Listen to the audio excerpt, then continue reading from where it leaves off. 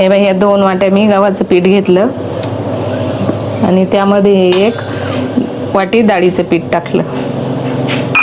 आपण 5 मिनिटं गॅसवर शिजवून घेतलाय. आता आपण तो बारीक करायला मिक्सरला लावू.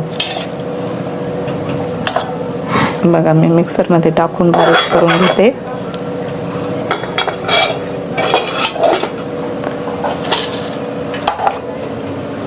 हिरवी मिरची घेतली बघा, लसणाच्या पाकळ्या घेतल्या,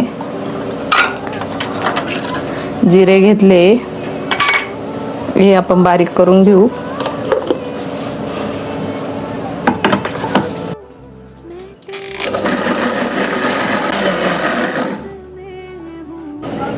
थोडंसं पाणी टाकू आणि मिक्सरला परत फिरून घेऊ.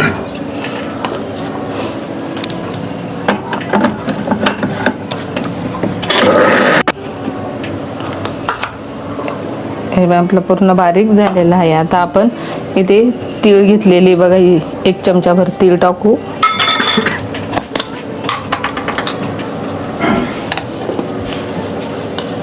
हे बघा, चवीनुसार मीठ टाकायचं, 1-1.5 चमचा, कारण पालक मुळातच खारी असते, तिच्या अंगीच खारपटपणा असतो, त्यामुळे आपण थोडं कमी टाकायचं. आणि हळद थोडीच टाकायची. आणि आता आपण हे मळून घेऊ.